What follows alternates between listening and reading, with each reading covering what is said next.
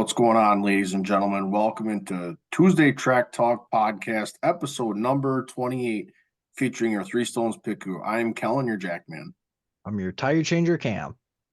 And I'm your gas man, Cam. Wait, is this thing working? It's recording. Oh, April Fools, got them. So welcome into the 28th edition of Tuesday Track Talk. Recording here on April 1st. Little April Fools, but no, we got quite the recap of races coming off of the weekend here and then going into what will be this upcoming weekend. So looking at the schedule, you look at every week here, there's a few more races on the docket, a few more series are getting going. So good recaps, good insight to what's to come. But first, gentlemen, how we doing?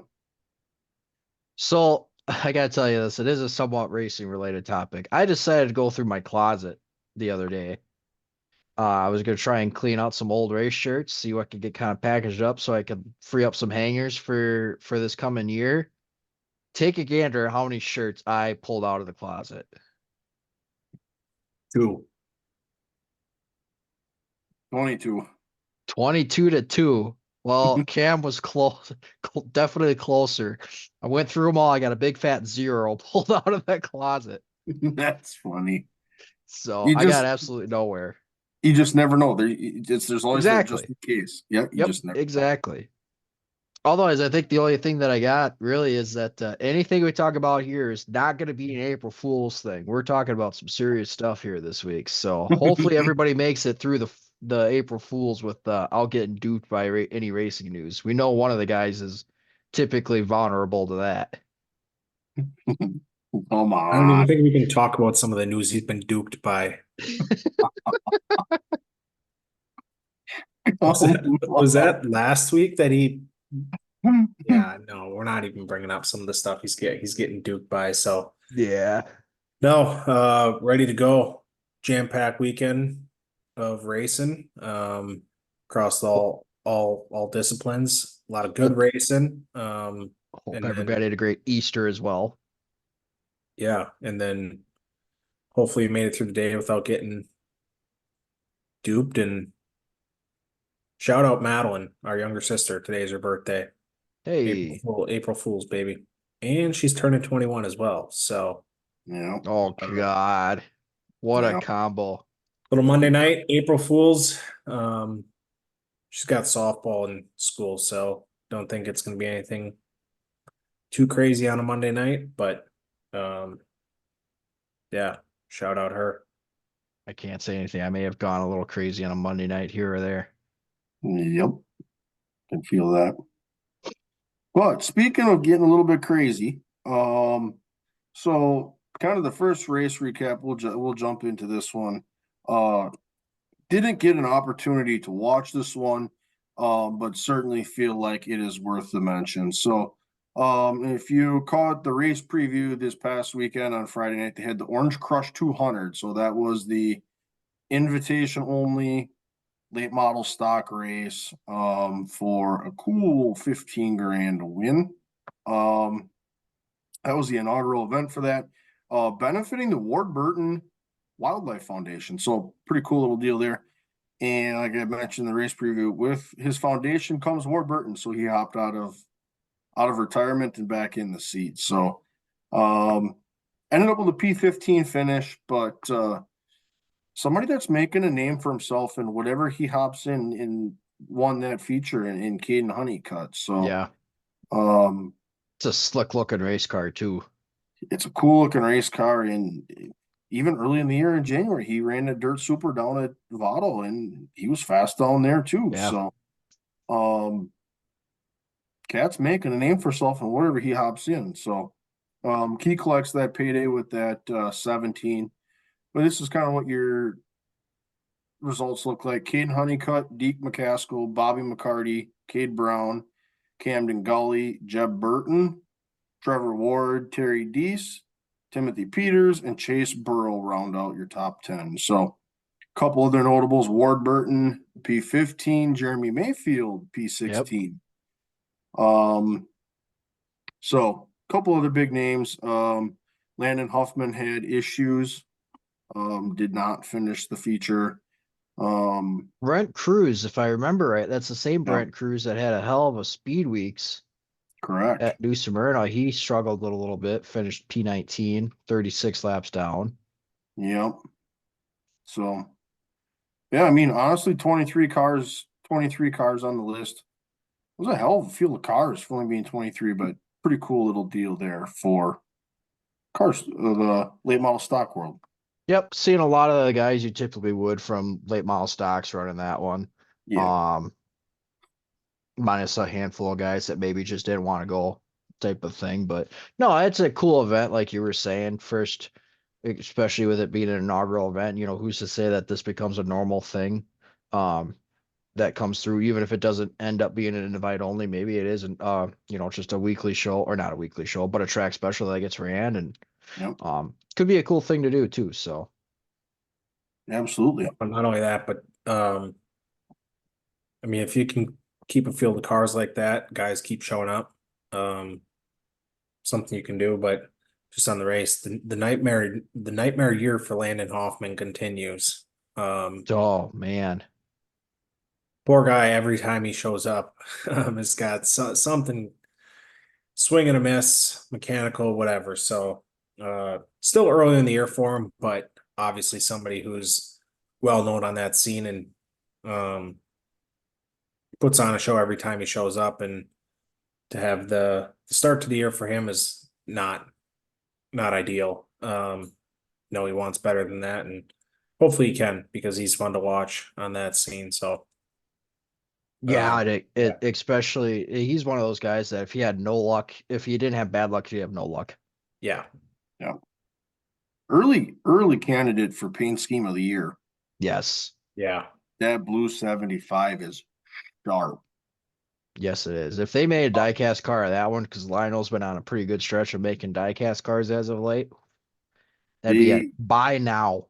Correct. And there were a couple comments that I had seen on Twitter that said it looks really good in the picture. It looks even better in person. So Oh, I can imagine.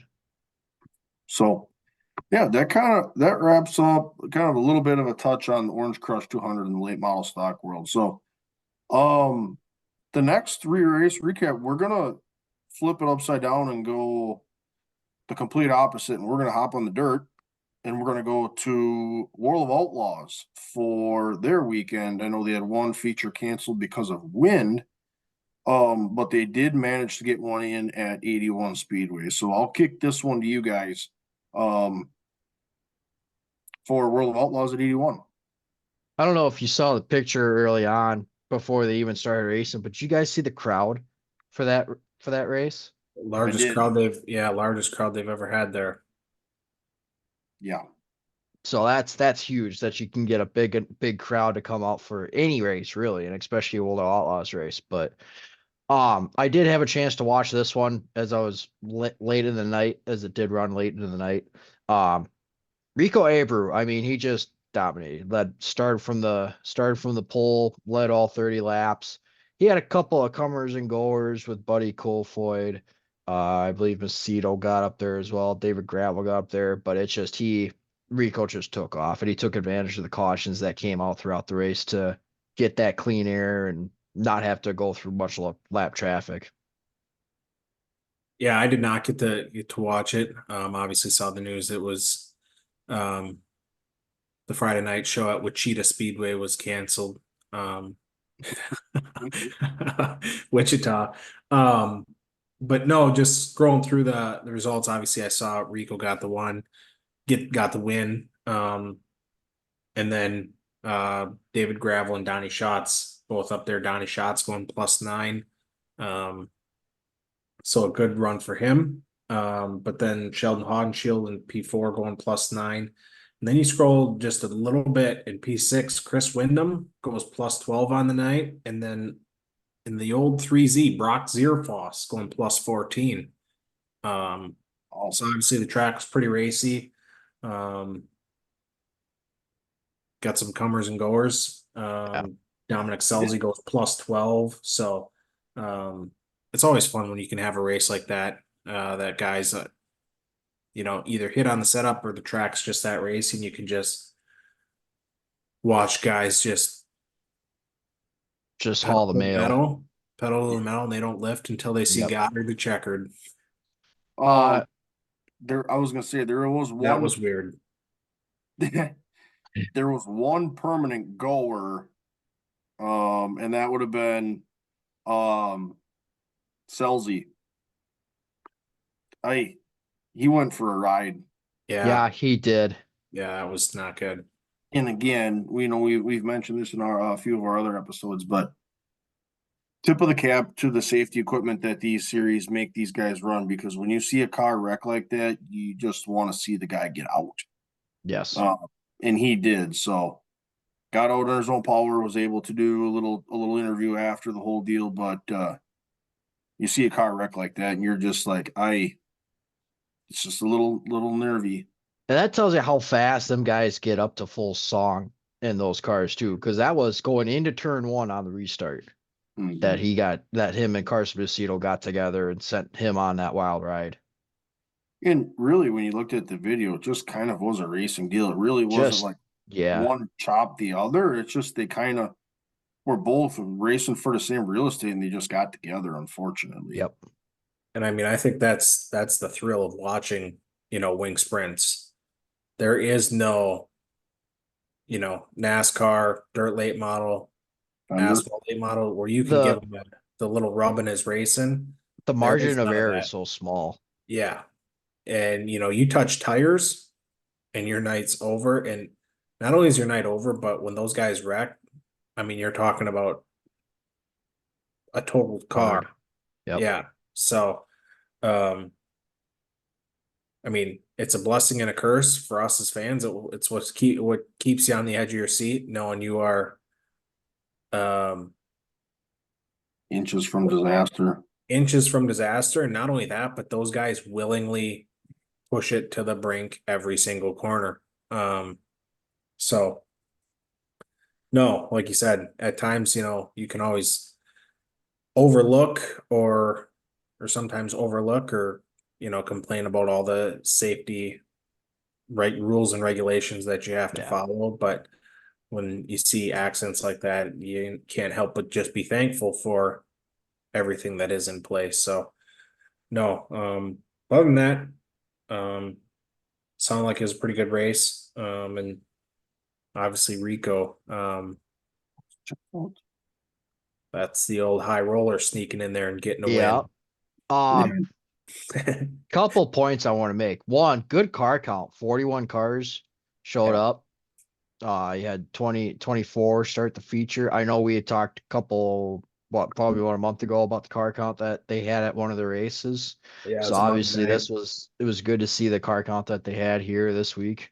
And then 2, with Rico's win, he is the 9th winner in 9 races to start the season for the World Outlaws, which is the new record for them, breaking the record from 2015, I believe, was the previous record, going 8 for 8. That's what happens when Brad Sweet leaves the series. Opens up a few more opportunities for other guys to win. Yeah. No, but I mean, honestly, the parity of the field. So kind of to your point, when you look at the point standing, so David Gravel, he grabbed the points lead again, but you got Gravel, Schatz, and Selzy are all within 38 points of each other. So, and all 3 of them have feature wins. So you look at it, Schuhart's 4th, 48 back, Macedo's 5th, 78 back. Who Schuhart needs to win one yet this year. Yep. Howden-Shields 6th. He's 116 back. Yep. Cole Floyd 7th at 128. I mean, who still needs to win one. Yep. Bill Baylog's 8th, 172 back, doesn't have a feature win. Zierfoss 9th. I mean, you got the top 10 guys or 9 guys are all within 200 points of each other. So that points battle, it's going to be interesting coming down the stretch. And if somebody gets hot, you could see somebody from 5th, 6th, 7th, or 8th catching a streak here and finding themselves right in the mix of Schatz and Gravel. And it's definitely one of those things too. Like them guys get on hot streaks and cold streaks, so it's all about hitting those streaks at that right time too. And obviously, we'll see that once we get into the real part of the schedule, and them guys are running week in and week out. Yeah. Yeah, But and you talk about those guys get hot and cold streaks. Kellen gets brown streaks. come on. Wow. Oh, Wow. man. But no, yeah. Um, Jesus. We're gonna edit that out. talking about those guys too, though. I mean, you that list of guys that are 100 points out, Schuhart, Shield. I mean, we're not talking about guys that are you know local participants. Like those guys are threats to win wherever they show up. Yep. So, I mean, Yeah. at times from a paper standpoint, it can look insurmountable or like they're out of it. But those guys are a threat to win. Some of those bigger names are a threat to win everywhere they show up. And like you said, it takes, one race for a guy to get a win and his team to build some confidence. And then just like that, you can start clicking them off and away you go. Absolutely. So that'll be a good points battle to watch. I know, as Rico would say, he's keeping score. But Yep. Yep. honestly, it's going to be a good battle for that season championship. You got Gravel and Shots and Selzy. I mean, it's those guys are going to duke it out, and it will be a good points battle. So, Yep. be sure to keep in tune with where they're at and what they're up to. So that kind of wraps up 81 Speedway. Any final thoughts before we stay on the dirt but change the race car? No, just first couple races pretty straightforward. Nothing too drastic out of them. Just kind of chugging along on the season. Absolutely. So, from one dirt series or dirt car to the other, hopping into kind of a little bit bigger discussion on what would be the Nippy 50 night 2 at, and we are listening to Flo. These guys were having a hell of a time saying this. It's Makokada Speedway. Okay. So for the Nippy 50, man, that was funny listening to me actually. So Saturday night you had a $20,000 to win feature, and honestly, I mean, you had quite the entry list of guys. Brandon Shepard, Ricky Thornton, Bobby Pierce, Garrett Alberson, Tyler, Brian Shirley, Gordy Gundaker. Brent Dave Larson, Mars, Sammy Mars. Chris Simpson, Cody Overton. Hey, our other boy, shout out Jason Ferger. Yep. It's our buddy from Cedar Lake, Jason Ferger. But yeah, I mean, honestly, good count of cars. So I'll kind of kick it over to you guys in what you had seen in that feature for the Nippy 50. Good track. Really, I enjoyed that race. It was a little bit of who could get through the lap traffic the best there for a little bit. And obviously Thornton just had a dominant car starting outside front row. Definitely helps with that. So he's able to catch that cushion right away. But he was able to go through the field a lot quicker, and Pierce just kind of struggled in traffic a little bit. Yeah, they early in that race they were trading some absolute bombs, and then once Ricky kind of cleared Pierce, Pierce just struggled. But for his, let's just say for his standard, I mean, I think he finished fourth on the night. Yeah, he finished fourth on the night, but for the typical Bobby Pierce MO, you could say that he struggled. But another thing in Cam, you'll like this one, a racetrack with no walls again. I like to go to these quarter miles where when you come off a two, you really get in her and you can let her hang out and you could almost leave the facility. Yeah, those tracks to me are always interesting. Yeah. Because you miss it and you're gone. But No, and I didn't get to watch the whole show, but I got to watch the highlights. And like you said, just from the field there, I mean, a good mix of field of drivers of touring guys, and then obviously some local guys. I know Cooney is on there. Him and Gustin are Iowa guys. So Cooney, but Sammy Mars, and then I'm assuming some of those guys are locals towards the bottom there, but always cool when some of those local guys, for them to get a shot when a series like this comes, or a show like this comes to one of their local tracks, and opportunity for those guys to make a name for themselves and race with some of the best of the best. But yeah, pretty solid field. I just had old Gordy Gundaker. Yep. And it'd be his first show of the year. I don't think out of all the late model racing I've been watching or tuned into, the old Grand Theft Gordy. Yeah, his Facebook said it was the first one since the Dome.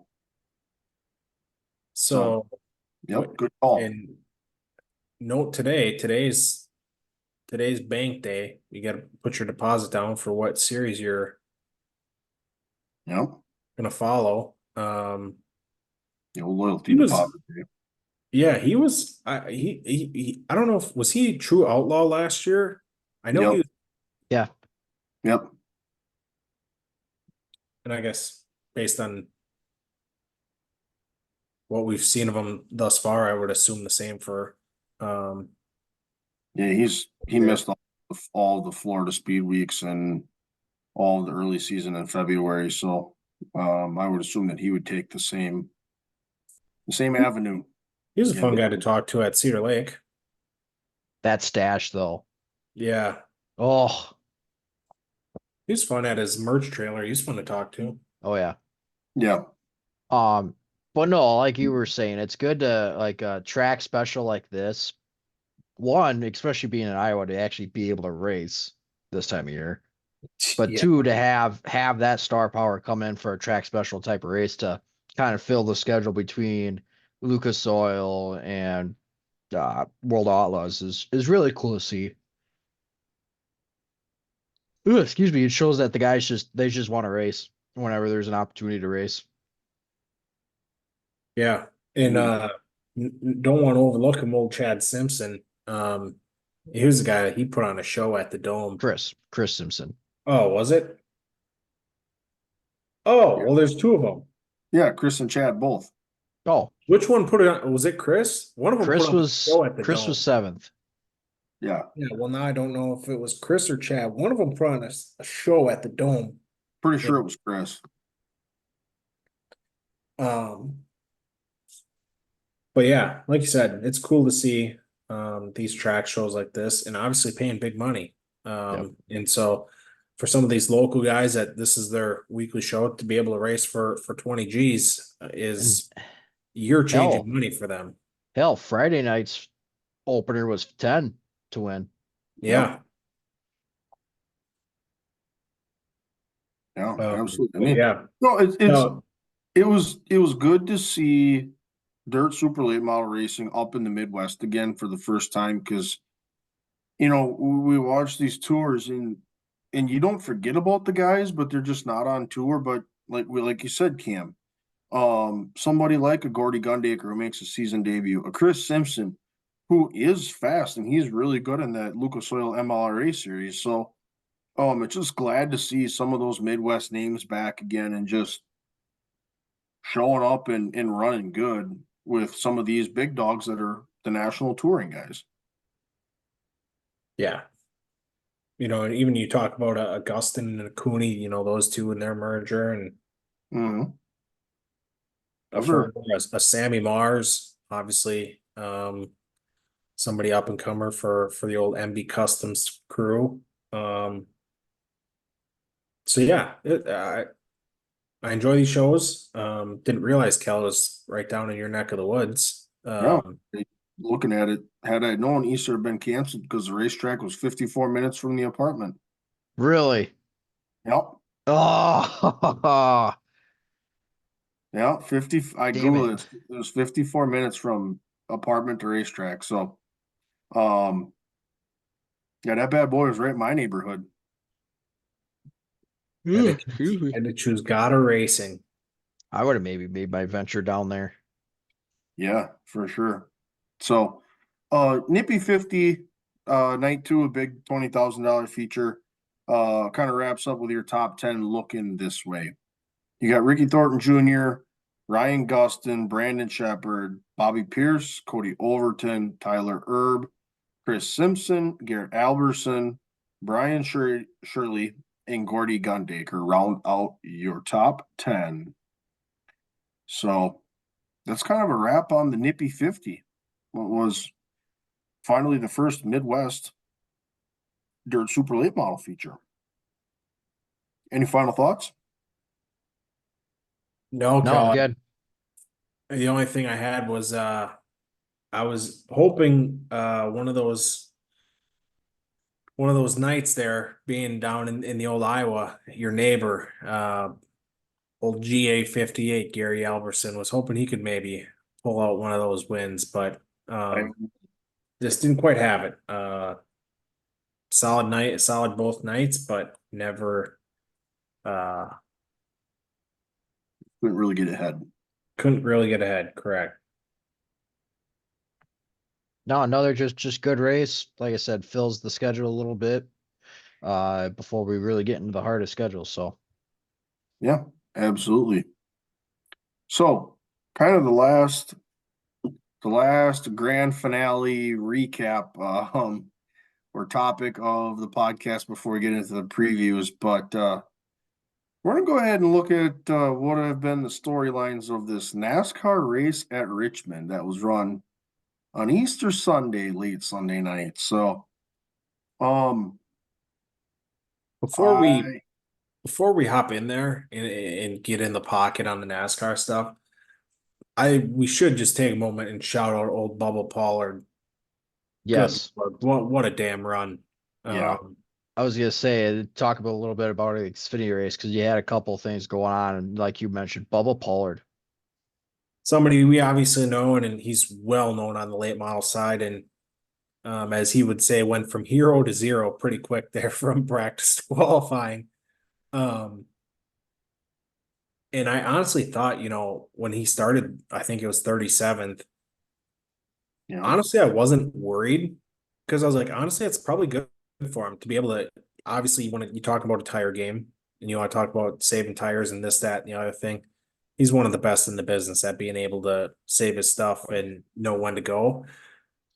But I honestly thought, I'm like, it's actually probably not bad for him to ride around with some of those cars that he's way better than and just figure out how to pass and what his car is doing in traffic.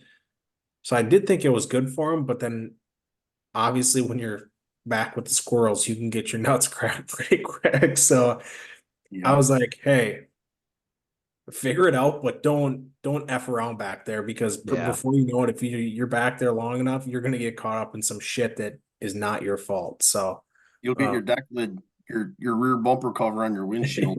I yeah. wanted to talk about that too. What a moment! What a moment! Like the I've first thing that seen we compared it to was like Tony Stewart throwing his helmet.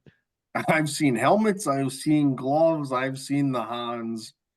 That's the first one. And the best part is he took his gloves off and then he ripped it off the car and like, Yeah. oh, OSHA wouldn't like that. And then he turns around and he walks on the track. And I'm telling you what, good for him for having that figured out. That toss right on the money. Good. I Yeah. Good know. throw. Good throw.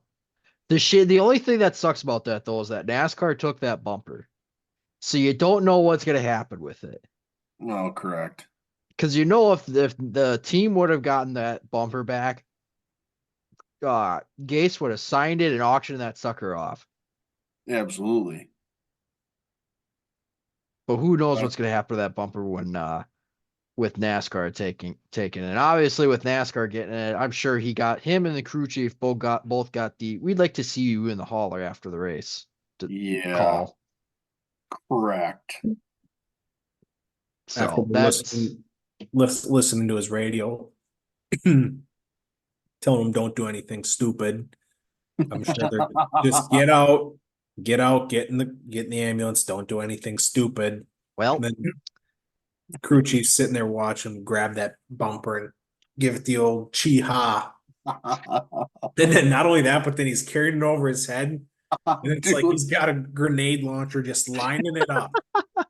He's just, and then he takes a couple steps and hiya.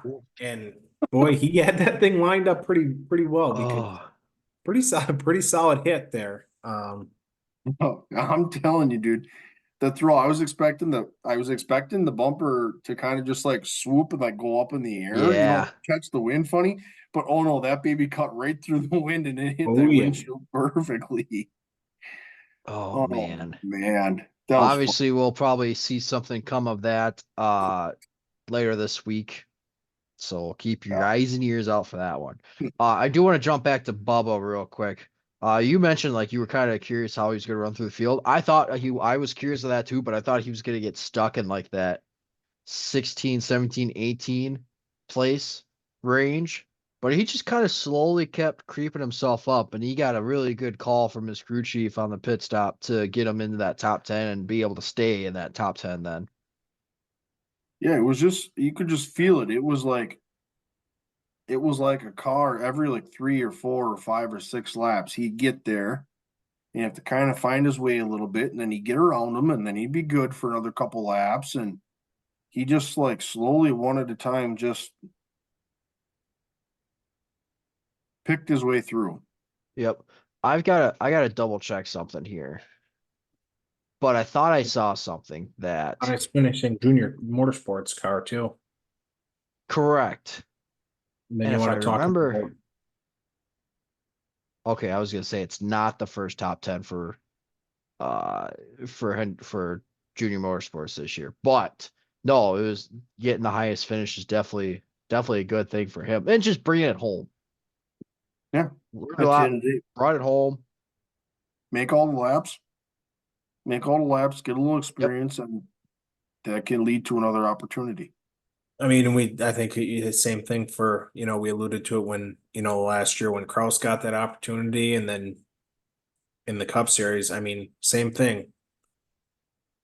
Run the laps, keep it clean, bring it home, Yep. and just learn as much as you can. And obviously, he did that and probably exceeded expectations, I would say, in his first run. But I mean, That's a win for the short track crowd. Yep. and I wouldn't say exceeded expectations, but come on, at a track like that is like Bubba's built for this. I was and I was listening to NASCAR radio. No, a couple of the guys that were announcing the race saying that they were expecting a top 20 or top 15 run. Yeah. So getting a And top 10 is huge. yeah, and I think obviously, like you said, you listened to him after the race and he said that's the most fun he's ever had. Hopefully he gets to do it again. But then not only that, but I mean, he had TJ Majors on the box or up top for him. So obviously a veteran spotter who has been around the block and was really helping him out. And I just saw him say mid race, stay on my ass to keep me on the yellow line to keep he was missing his entry or something, but he told TJ, stay on my ass and keep me on that yellow line on the bottom of the track. And he just, as the race went on, he just, as Bubba in typical fashion, like it honestly reminded me of a damn late model race. Like it goes on and like he just gets stronger. Like towards the Yep. end, if you would have had 10 more laps, he probably parks it in the top three, maybe. I don't know. But I mean, he was just driving around people there at the end, picking them off one at a time. So super awesome to see. He had a lot of support from other guys too. Noah Gregson came over, talked to him. Bush was a big supporter of it. So I mean, he had a lot of guys in the garage area just super excited to see him at the track too, because obviously they pay attention to what goes on. So no, you got a lot of good driver feedback, and guys were just happy to see him in the garage. And then racing the way that they did, I'm sure he gained a lot more respect from them guys too. I'm sure that's probably the happiest he's ever been to finish sixth in a race. You got that right. You got I that did right. see, I don't know if you guys saw on his Twitter, he put out a video of his sister, who's usually a spotter for his late model team. Yeah. Put out like a minute video of her Oh, just freaking out. freaking out the whole race. And then Yeah. after the race, she said, I just lost 10 years of my life during that race. And he said, Well, yeah, we'll get you on the stand here soon. So Matt Weaver was saying too, like they did the, family photo at front of the car and all that. Apparently she was crying during that photo, so or It's shortly afterwards. So probably been the first time in a very, very long time that she hasn't spotted for him. oh, for sure. Like And a For sure. long, long time. what do you think that experience was for her? Obviously, she had the headset on, so she was dialed into his radio the entire race. But what do you think Kept that kept experience? reaching to say something. There was no button there. Yeah, her being able to obviously the way she spots for him and the way TJ does, she's probably sitting there the whole race going, obviously, if this was me, similar. But Yeah. I was obviously awesome for him. Super pumped for him. Hopefully, we get to see him continue to do that at a couple more of these tracks because Yeah. again, that's just awesome for the short track guys. Absolutely. So, a couple little storylines in the Xfinity Series race. So let's get into the big dogs, or as NASCAR, for their race at Richmond. I'll kick it to you guys to see where you want to start this conversation. Well, so the first one that we got here is the wet tires to start the race. Yeah, I think obviously there were a lot of questions around that. yeah, And I think for what we had, because we're really the only other comparison that we had was North Wilkesboro last year. But I yeah, think this for what scenario that we had, I think this worked out very well. yep, It worked out about as good as that NASCAR wanted to do, and they got to the slicks when they wanted. yep. And at the end of the day, it really wasn't soaked down super bad either. Yep. Yeah, yep.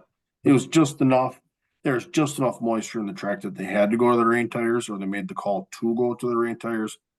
But it wasn't like you had the road course style rain coming off of the car. You couldn't see nothing. Yeah.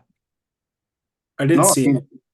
That I think that the wet tires, the rain tires, they did exactly what they needed to do for a race like that. Yep. Yeah, and I think, like you said, I was happy with the way it was. Hey, we started the race on time. A little adversity. Let them run. And like you said, Kel, the rain tires did their job. It was good racing, and let's get the track cleared off and get the old vortex going around the track, and then let's throw the slicks on. But I did see, which was kind of interesting. Some people on Twitter or X were kind of bashing of like, hey, NASCAR, quit throwing cautions for the wet track and just take 15 minutes and just dry the track and let them go. They park them on the backstretch to dry, then they're drying pit road, running another lap, that whole song and dance. I mean, I was good with it, but I did see there's a couple guys that were just on X that were like, hey, just take an extra 15 minutes and get the damn track dry, and then you don't got to stop them all the time. So obviously pit road was that big part of that discussion, is because they needed to get pit road dry for crew guys could jump over the wall for live pit stops. So that was part of the issue there as well. The other thing that came up, and this is kind of when the track is dry enough, or especially when pit road is dry enough, let the crews make the decision on when to switch to slicks. Yep. Let that be part of your strategy. Yep. Yeah. Instead of throwing the caution. Yep. Yep. Doing the controlled stops and all that jazz. Let them stay out a little bit longer on a rain tire. If somebody wants to stop a little short, and you want to take a chance on a slick, go ahead. If you want to leave your rain tires on and you want to chunk them up. Yep. That's what happened. That's what happened to the Chicago race. They let them make the decision on when they wanted to do that, and it paid off for some guys and it didn't for others. Yep. Yeah, that's a brilliant call. I totally biffed on that, but yeah, why not? That's a whole new element. Who wants to be the first one to come down and throw slicks on? Yep. And go out there and bring everybody else down there, but then pile it into the wall in 2 or 1. So Yeah, that would have been cool because, like you said, the Chicago race last year, that was another wild experience. Who was going to be the first one to come down, put the slicks on, and send it off into the pile of tires on a corner. Yeah, Right. But yeah, that why did we do the controlled caution? it was the pit road. It's because that pit road wasn't dry enough for them to do live pit stops at the time. Yeah. And it was purely for the safety of the pit guys, which I completely understand. Yeah. You got to Absolutely. keep them guys in mind. Yeah. For sure. No, a little bit of an interesting start there. In terms of the race itself, we had a couple guys that had some Struggle, struggles and struggle. successes while struggling, question mark. Was that how you determined the Larson scenario? But first of all, Kyle Busch. Nice. I was tuned into his radio a little bit when he hit the wall. And the crew chief, I can't remember what his name is off the top of my head, comes over radio. Hey, is the wheel straight? All you get is, yup. Everything okay inside the car? Silence. Yup. That's all it was. Yep. So you knew he was having a damn tough go of it in there.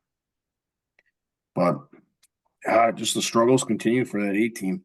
And some of it not being his own doing with the pit crew and changing tire changers, and they've made some changes on that pit crew. So they're struggling there Yeah. too. But at the end of the day, there's It's been noticeable. correct. Well, and then you don't have to go far down that camp, and you can go to the 3 camp, and I mean, you talk about just a nightmare year. Yeah.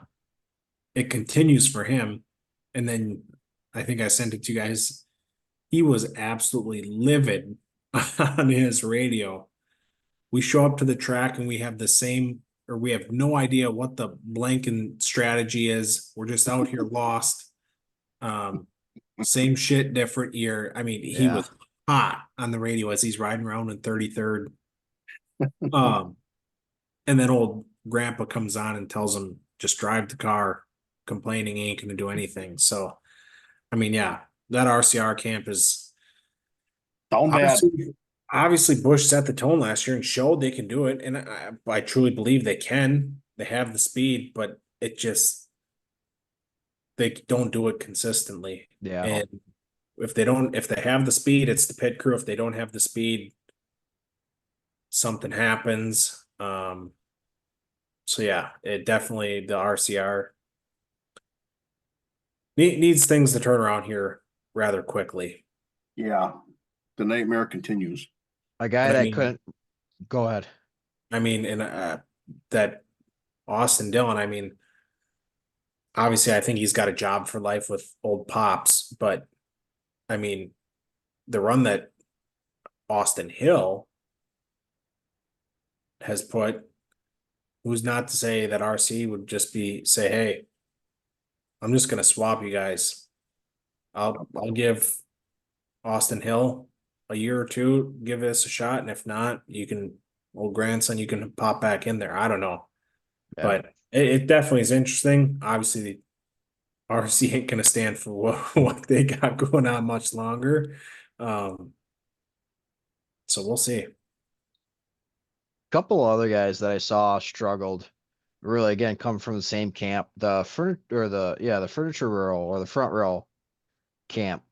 McDowell and Gillen, especially Gillen, starting P6 and just dropped. They qualified really well. Yeah. And just dropped down to 21st. He is where he ended up finishing. McDowell, given he came from 31st, but only finished 26, 2 weeks in a row. It's just not good. Given he had power steering issues last week that took him out, but kind of need a rebound week, and it just wasn't there this weekend. No. I mean, Yeah. And I'll say even admittedly so, old Ryan Blaney, that was not pretty on his end either. At one point, Bob Bacher's tweets, cannot tell if the brake rotors glowing are from the brakes or from him being mad. Yeah. Stay tuned. Yikes. Yikes. Somebody else too that was just an absolute nightmare of a day. Corey LaJoy Oh, Oh my God. finishing dead last. And I mean that's fire What camp. happened? I don't know what, like, did they just miss it that bad? I would say yes. I mean, Because I you're did looking see. at you're looking at Hocevar 27th, Zane Smith 35th, Corey LaJoy 36th. So Zane Smith has had just a tough go of it. I truly believe he's got all the talent in the world, but he is just yeah. he's on a I steep did curve right now. I did see that this Richmond race for the Cup Series was the first time that every single car had finished all of the scheduled 400 laps, Yep. with the overtime being enough for them cars that were 2 laps down to get their completed 400. This Yep. is the first time ever in NASCAR that every car either finished all 400 or exceeded the scheduled race distance. So crazy statistic, actually, when you think about it, that Yeah, absolutely. even some of these guys getting into the wall were still able to finish. So jeepers. But kind of another little storyline of somebody who, I guess, late in that race, I don't know if you consider it a struggle, but Bubba Wallace and Kyle Larson getting together. Obviously, Bubba during the interview had come over and said, "That's on me. That's my fault. I'm sorry." He basically said, "The shit that I got coming, I know is coming. I earned that." And Larson said, "No, you're good." He was a little bit loose and he checked up and he just got him. So obviously there's some And history with then those two, but and then Karma came back and got Wallace too by having a terrible pit stop right after that caution as well. So came out 16th. yeah. And Larson Yeah, gets his spot back basically. Larson lost 2 spots after getting turned, and good for him for keeping his head in a swivel to just get back in it. Yep. That was, yeah, I mean, that kind of a tale of two tapes there. We got himself in a tough situation, but ended up being like -1 after the pit stop is what it came down to. Yeah. And Larson and going back to like that conversation, Larson's not a guy that's gonna really retaliate on a guy either. So I think the fact that Bubba came over and right away, hey, sorry, I screwed up there, my bad, and then especially mentioning the karma thing, I think Larson's kind of thinking, he's good. I don't really get a gripe with him. Yeah. No. Obviously, we saw it elsewhere, but I was gonna say, so let's get to this conversation. Speak of having a gripe, there's a couple guys that are gonna be not so friendly, and it comes from an unsuspecting camp in Martin Truex. yeah, I just for him to do that, that was very out of character. absolutely. And The Doring Larson part, yes. The ramming Hamlin part, I halfway got that. yeah, no, I got that. I mean, he used them up. Yep. He used them up in turn one. I mean, he we'll get to this in a minute too. Jumped to start, took off early, however you want to say it, phrase it, interpret the rule, And whatever. but also talk about an unfortunate series of events. Goes from leading the race, almost winning it, to caution with 2 to go. You Yep, lose the lead on pit road, and then yep, you have those series of events happen. correct. I mean, talk about a way to lose the race. Ultimately, it kind of turns into an, excuse my French, the perfect shitstorm. Yep. And he's pissed off. I don't blame the guy. Yeah, and I think, I think Larson summed it up with the way I probably anticipated this going was I think unfortunately Martin was obviously pissed the way Denny raced him and made that quite clear. He didn't expect to be raced like that by a teammate and then used him up and then it allowed Larson to get in there. And I don't even know why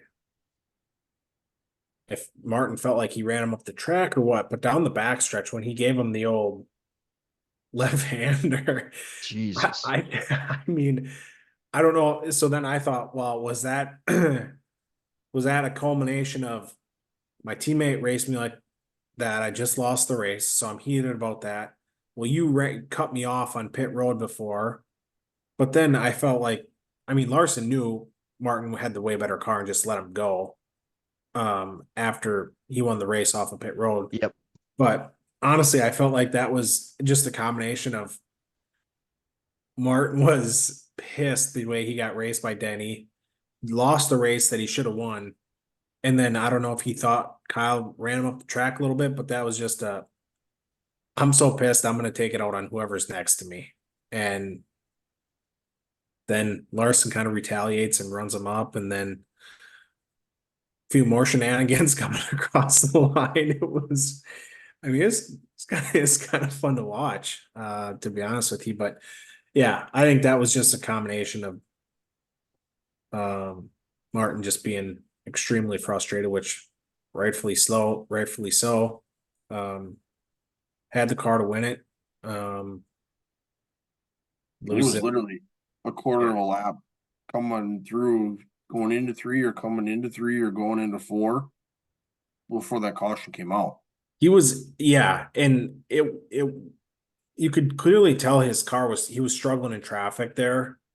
But so was Logano and Hamlin to try and catch him too. Correct. Yeah. So they ran him to an extent until they started getting some of those lap cars, and it's like, all right, Logano and Hamlin were gaining on him quite easily when they were in clean air, but he picked off probably 2 lap cars and then he was stuck. But then as soon as Logano and Hamlin got to, a lap car, then it obviously slowed down drastically. But I don't know. That's brutal. Yep. That's all I'm gonna say. Heartbreak. And then we can back up before getting used up 1 and 2. We want to talk about the restart. I think the question's simple. Did he jump or did he not? Well, NASCAR says no. My follow-up question is, okay, so NASCAR says no. Next week at Martinsville, you get the same thing. They've now set a precedent for how this is going to be ruled. Yep. It's kind of like, I don't want to say the rules are out the window, but they kind of are, because everyone's watched the film. They gave the 11 another car length.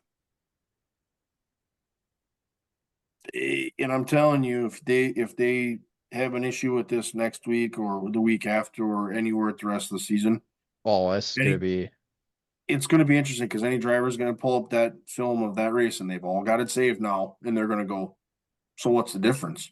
Yep. You've set a precedent now. You opened Pandora's box. The only thing I think that Hamlin, I'm not saying that it was a jump by any means, but I think what he got away with was he slowly rolled. It was that slow roll, got about maybe half throttle. Then when he hit the restart zone, he went full. Yeah. Instead of the straight until except for the straight full. Correct. He did everything right. Yep. He proved he did everything he needed to win that race. Yep. But ultimately, again, NASCAR, yep, that's a legal restart. Yeah, they opened Pandora's box there, but I think. Yeah. And honestly, I mean, that probably in NASCAR, like, was it the right call? You guys make the call, but I feel like for NASCAR, like, it would have been just cleaner to come out and say, yep, he jumped it and we missed it. That one's on us. Who's to say, and I'll throw this out as a point of discussion too. Does the fact that it was a green, white checkered make that decision harder to make? It's a lot different than in the middle of the race because you have a few laps to look at it, whereas you're coming to the white and checkered. Yeah, you did. Yeah. I mean, You don't have the time to make that call. no. This is true. And now you deal with, okay, let's just say they are reviewing it. Hamlin comes across the finish line. Now they come back and say that's not a legal restart. Now you have that whole scenario of the after fact to deal with. Given You they've know, dealt with it before as like the double yellow line at Dega and Daytona, for example. But now you open that Pandora's box of, okay, now is it under 2 to go? do they? So here's my question, and I saw this tweet. It was a dirt guy, and he goes, if that was any other dirt race, he'd be back row and we'd be trying it again. Oh, so you're saying kind of the short track rules, do you throw the caution and re-rack them? Re-rack them and take a row away. Where like the dirt late model world, you jump a start, you lose a row. It's that rule that needs to get reevaluated now. Yeah, Maybe we do need to reevaluate. And who knows? They might come out with another clause for their restart rules coming in the next 2 weeks. We don't know. sure. Yep. I don't know. This opened a whole discussion line as far as how it needs to be handled, how it needs to be reviewed, add You're just gonna rules. get the restart box is now open for interpretation. Yep. Yeah, and that's where I think that's where NASCAR should have just. I know it's obviously. I mean, honestly, it's perspective. Do you think he jumped it or not? But I like you said, NASCAR they just opened a whole new can of worms that is gonna turn into a complete headache for them forever until they address it and say we're gonna be strict on it, and if you do this, yep, we'll re-rack them, you lose a row. I don't know. I feel like they just made a massive headache for themselves for the rest of the year. And One of the points that actually one of the guys from Door Bumper Clear brought up was on the live broadcast, you didn't see the restart because they were watching they were on that corner camera and they were watching the field come by. The next time you see leaders, they've already crossed the start finish line. So we didn't even get to see the restart until we saw the replay. Correct. And then we also didn't see we didn't see Larson Truex get together until we saw the replay as well. So that's a production thing in its own right. But who's to say if that maybe had something to do with it as well? Given I don't think NASCAR is watching the TV broadcast, they're watching the actual on-track action themselves from the tower. But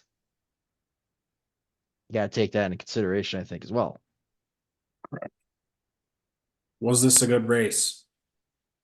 Oh, the Jeff Gluck poll. I voted yes. I did too. I did too. 51-49 right now. Really? For yes? 24,400 votes. 51% yes, 49% no. Wow. Interesting. I think it's the green flag runs that hurt it. Yeah. I mean, stage 3 went green flag until literally the white flag. Yeah. Yep. But you had you had the strategy with the guys staying out a little bit longer on the tires and trying to gain ground and all that as well, too. So yeah, you had your 2-stopper versus your 3-stoppers. Yep.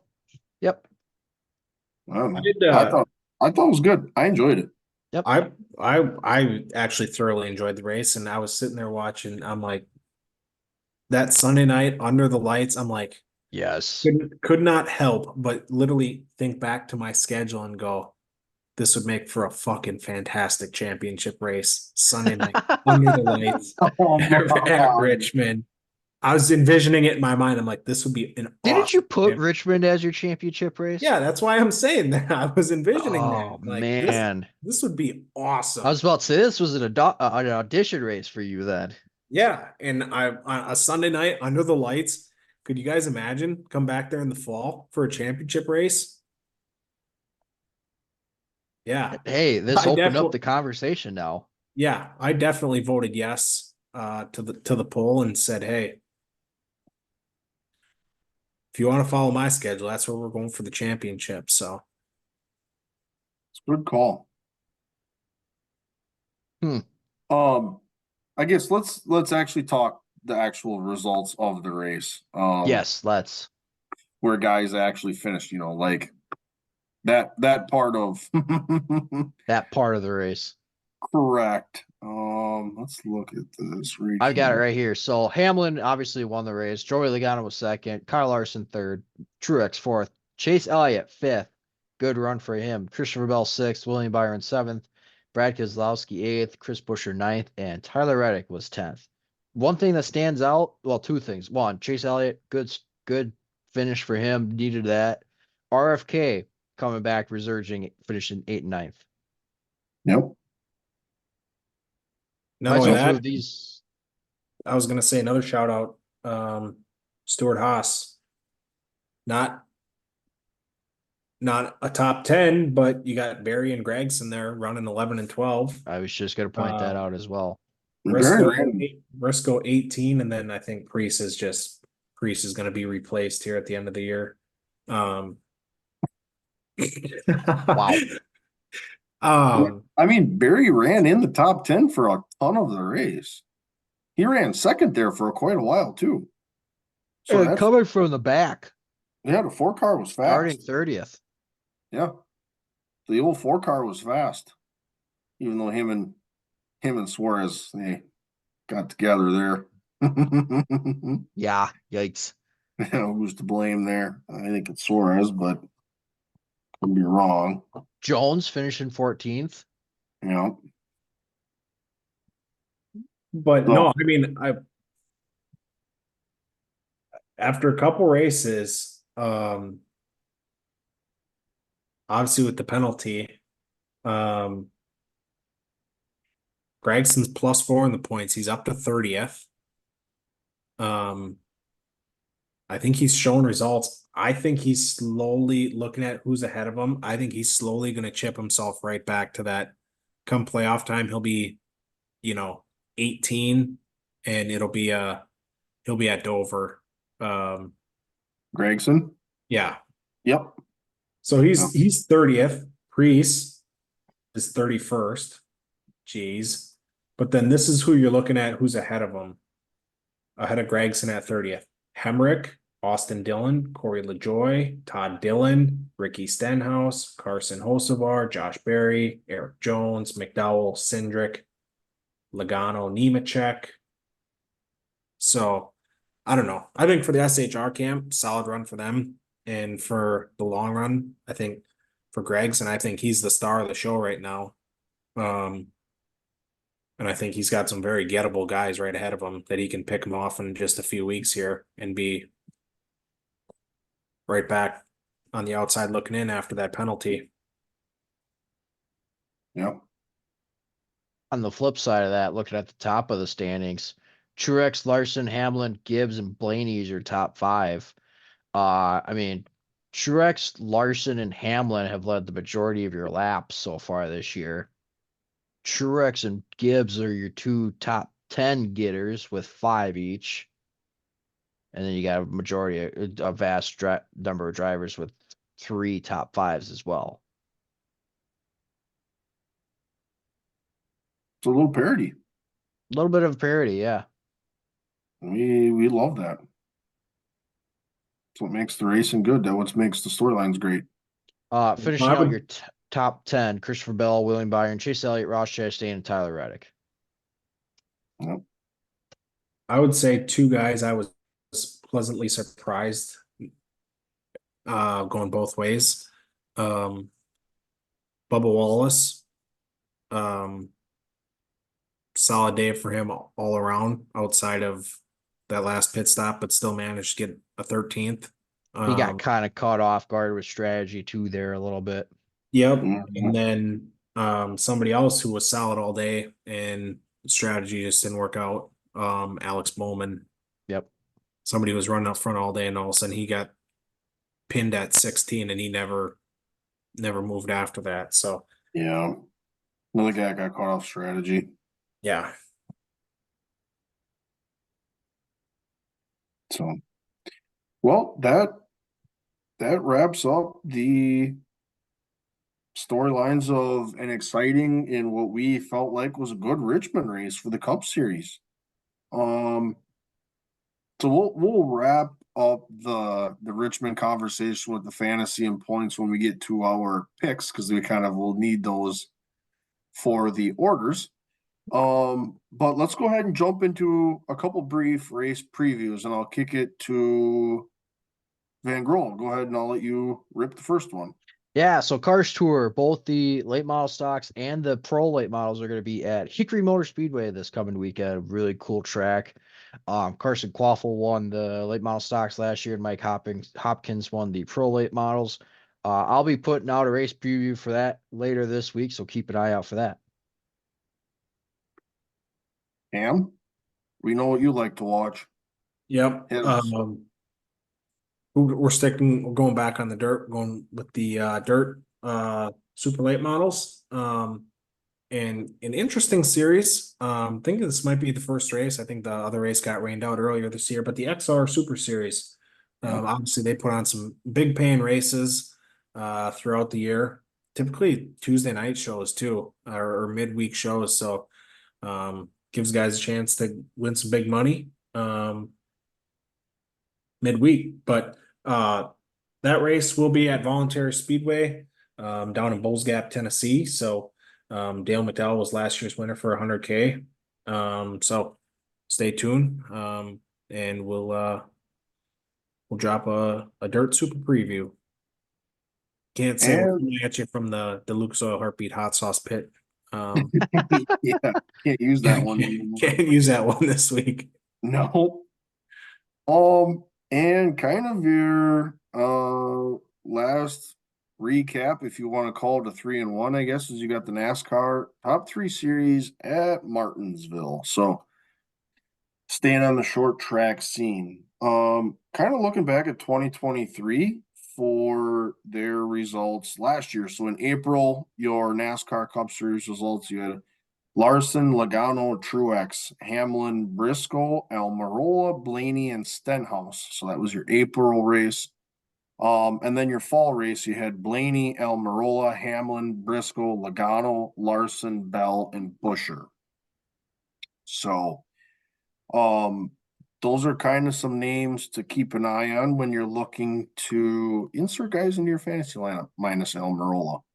So, Van Grohl, I know you said you had a couple of the races you kind of just want to get on the radar before we do our race picks and fantasy recap. Yeah, so USAC, the AmSoil sprint cars are back on track. They're going to be racing at the Terre Haute Action Track and Red Hill Raceway this weekend. Extreme Outlaw Midgets are also racing again this weekend. They're going to be at US 36 Speedway and Sweet Springs Motorsports Complex. Past super late models are also racing at Thompson Speedway. They got a doubleheader with the NASCAR Wheel and Modified Tours this weekend as well. So a good amount of racing going on in all forms of racing this weekend. Again, no shortage of races to keep an eye out for this weekend. Sweet. So, going ahead and doing a little fantasy league recap here for NASCAR. So, kind of looking at the Richmond results themselves, you had myself winning the weekend. Dietz and Sophie's Pit Picks tied for second. The Tire Changer fourth with 210. Gasman Cam, he had 202. His girlfriend had 180, and then Kurt Busch hanging on to the bottom at 137. So a little parity there. But what the overall looks like, let's get to that, as this is the important part. I continue to hold the lead at 1337 ahead of Dietz by 5. Van Grohl hanging on to third. I fell back a little bit this week. Yep. Cam fourth. Sophie's Pit Picks overtakes the number 5. So Cam, she's on a mission to catch you. Yeah, just wait. Kurt Busch rounds out the 7 in the league. After shout out to Sophie's Pit Picks. Started off the year late, coming from behind, and she's coming. She finished tied for second in the league by 2 points, and she had one pickup wrong. Oh, so that would have been her 10 to win the week. Yeah. Wow.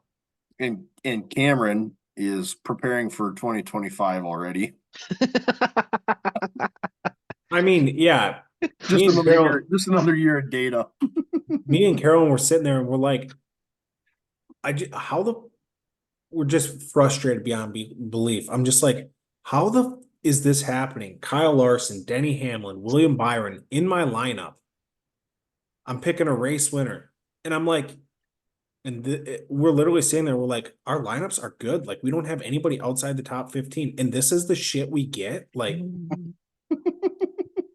yeah, it was incredibly frustrating for me and Carolyn this weekend, but gonna reset. Unfortunately, next week is coming, whether you want it to or not. Yes. Correct. Again, on the bright side of this, I did update our race picks points from last week, and you are still in the lead for that. Great. He's gonna try to win something yet this year.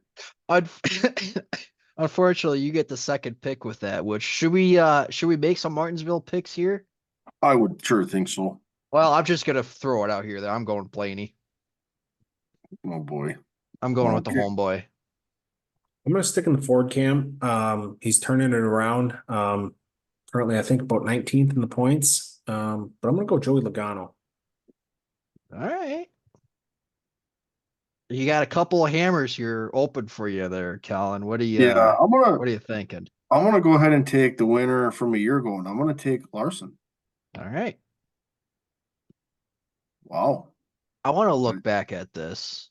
The gloves are off, ladies and I was gentlemen. gonna say I thought Larson was on a pretty good streak of one of us picking him, but actually we did not pick him at Coda. No. So yeah. Well, another hell of an episode. Pretty cool deal to cover a little bit of everything from wing sprint cars to dirt late models to NASCAR to late model stocks. Quite the array and gamut of racing that we got to watch and recap and take notes on and keep the details of. So with that being said, again, if there's races or series you want us to cover or talk about, we're more than happy to dip our toes into those and get those out there for you.